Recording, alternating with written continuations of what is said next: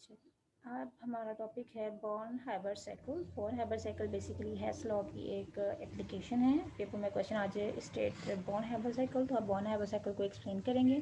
Question अगर आ जाता है कि आप just you have to explain Hess law, फिर आप सारा प्रीवियस लेक्चर का एक्सप्लेन करें। बॉर्न हाइबर साइकिल क्या होता है? ये साइकिल की बहुत सारी एप्लीकेशन है। सबसे इंपॉर्टेंट एप्लीकेशन इसकी बॉर्न हाइबर साइकिल में है, बिकॉज एक चीज़ हमें ये पता है कि साइक्लिक प्रोसेस में उसकी हमेशा आंसर जीरो आता है सबका। तो कहता है कि इसको हम कैलकुलेट कर सकते हैं to use the lattice energy of ionic compound. Ionic compounds वो होते हैं जिसमें कौन सा बॉन्ड होता है? Ionic bond. फॉर एग्जांपल अगर एक पॉजिटिव चार्ज है तो दूसरे पे कंप्लीट नेगेटिव चार्ज होता है। इसकी एग्जांपल होती है सोडियम क्लोराइड। तो कहते हैं सोडियम क्लोराइड की एग्जांपल अगर हम लेके चलते हैं एक आयनिक कंपाउंड की, तो आयनिक कंपाउंड की हमेशा जो एनर्जी होती है उसे हम लेटेस्ट एनर्जी कहते हैं, क्योंकि आयनिक कंपाउंड अपने आप को एक स्पेशल अरेंजमेंट में पार्टिकल्स की अरेंज करके अपने आप को एक स्पेशल शेप में लेके आता है। तो उसकी लेटेस्ट एनर्जी को हमने मेजर करना है, ठीक है। अब लेटेस्ट एनर्जी को मेजर करना है, दैट मीन्स कि आपके पास एक सोडियम क्लोराइड के मॉलिक्यूल बन रहा होगा।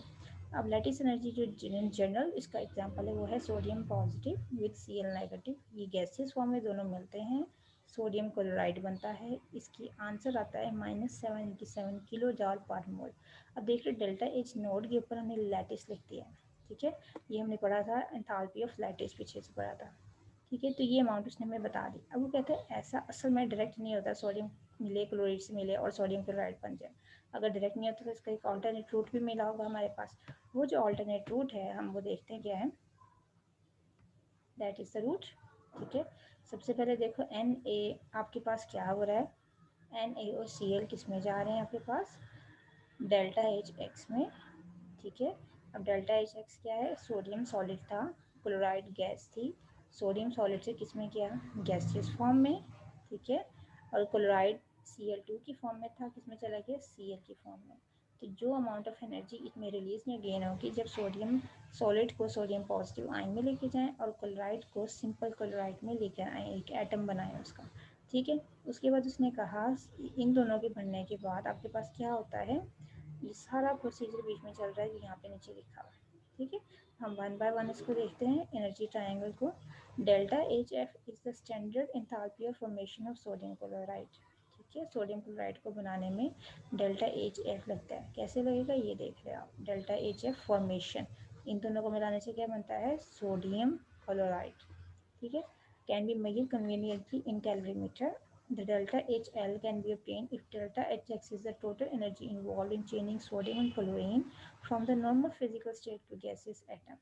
अच्छा जी, अब डेल्टा एच क्या है? वो कहता है ये लैटिस को हम मेजर कर सकते हैं अगर हमें ये पता हो कि कितनी एनर्जी सोडियम सॉलिड को सोडियम गैस में, क्लोरीन को क्लोरीन गैस में लाने में इस्तेमाल हुई है, ठीक है।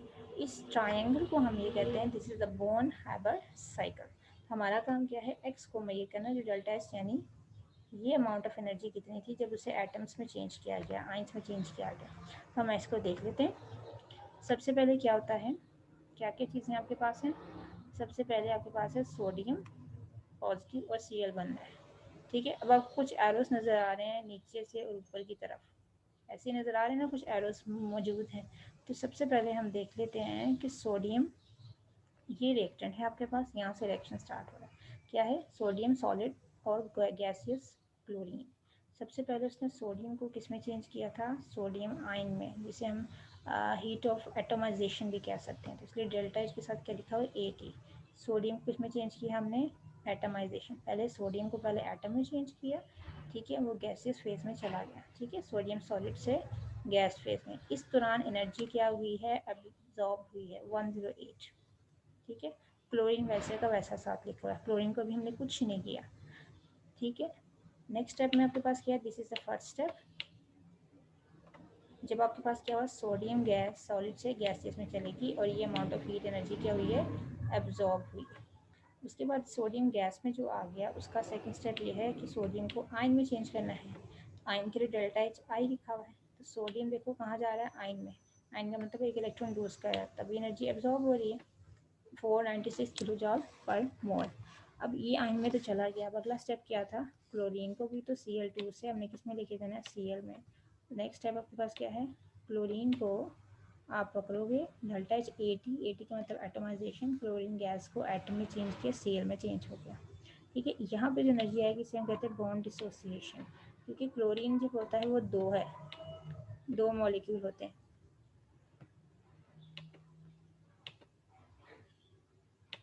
जब क्लोरीन आता है तो वो कितने मॉलिक्यूल्स होते हैं आपके पास,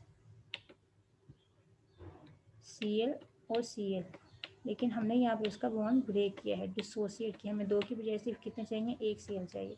तो इसको कहते हैं क्लोरीन का क्या हो जाता है यहाँ पे एटोमाइजेशन होती है। और आपके पास एटोमाइजेशन में क्या होता है, आपके पास पार्टिकल्स जो होते हैं वो एनर्जी जो गेन करते हैं वो है 121 किलो जॉल पर मोल। अब हमारे पास ये वाला स्टेप हो गया 3। अब अगला काम क्या होता है, क्लोरीन को इलेक्ट्रॉन एक देना है। चलिए सोडियम ने अपना एक इलेक्ट्रॉन लूज किया, तो हमारे पास क्या सोडियम पॉजिटिव ई माइनस, ये इलेक्ट्रॉन इसके पास जाना है तो ही क्लोरीन नेगेटिव बनेगा ना। अभी तो क्लोरीन सिंपल पड़ा हुआ। अब जो इलेक्ट्रॉन सबमिट करने में उसके आटोमस शेल में एनर्जी लगेगी वो इसका होगा 4th स्टेप। ठीक है, 4th स्टेप होगा। यहाँ पे आपके पास इसके आगे से कहते हैं इलेक्ट्रॉन एफिनिटी। जी इलेक्ट्रॉन जो इसमें था वो मूव करके इसमें चला गया, इसमें क्लोरीन जब इलेक्ट्रॉन एब्जॉर्ब करेगा उस पर चार्ज आ जाएगा नेगेटिव, नेगेटिव चार्ज आपके पास आ गया। Delta H E electron affinity of chlorine is 3 - 349, energy would be released, क्योंकि आप एनर्जी से में फॉर्म इसमें इलेक्ट्रॉन डाल रहे। अच्छा जी, अब हमारे पास ये भी तैयार हो गया, सोडियम पॉजिटिव और सोडियम Cl हो गया। तो अगला काम क्या होता है, इन दोनों को इकट्ठे जोड़ना। उसमें कौन सी एनर्जी आती है, लैटिस एनर्जी। इन दोनों को मिलाना है तो आपके pass lattice energy sodium chloride की। अब ये तो ये लैटिस एनर्जी जो है ना ये आपके पास नहीं, ठीक है। तो ये फाइनल प्रोडक्ट आ गया आपके पास। क्लियर। तो वो कहते हैं अगर आप क्या करो, this is the 5th step. ये तो था इनडायरेक्ट रूल, लेकिन अगर आप इन दोनों चीज़ों को डायरेक्ट मिला दो, इन दोनों आइटम्स को डायरेक्ट मिला दें, दोनों को डायरेक्ट मिलाने से भी बन सकता है। उसका आंसर क्या आता है, -4 4 11। ठीक है, तो ये जो अमाउंट आई है this is delta H F make the formation. अगर हम डायरेक्ट बना रहे हैं तो फाइनल प्रोडक्ट तो हमारी यही है ना। अगर डायरेक्ट बनाएंगे या इनडायरेक्ट बनाएंगे, तो मसला ये है कि हमें इनडायरेक्ट में सारी बातें पता है, स्वाय आपके पास डेल्टा एच की वैल्यू नहीं पता। तो हमने इसकी वैल्यू को कैलकुलेट करना है, क्योंकि हमें पता है सम जो होता है वो 0 के बराबर होता है।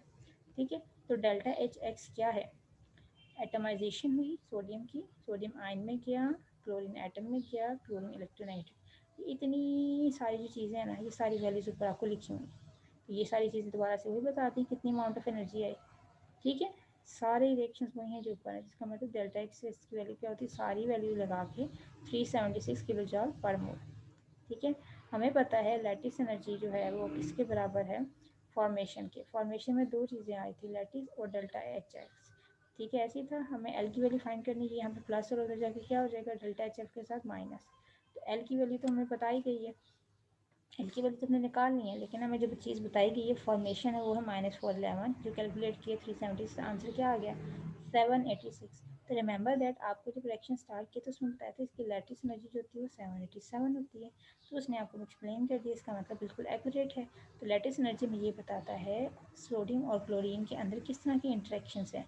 इंट्रैक्शन ज़्यादा स्ट्रॉन्ग होंगी तो बॉन्ड तो ना उतना मुश्किल हो जाएगा। ठीक है, तो ये सारी एक्सप्लेनेशन आपको कौन देता है, आपके पास वॉन हाइबर्ट साइकिल। तो ये इंपॉर्टेंट है।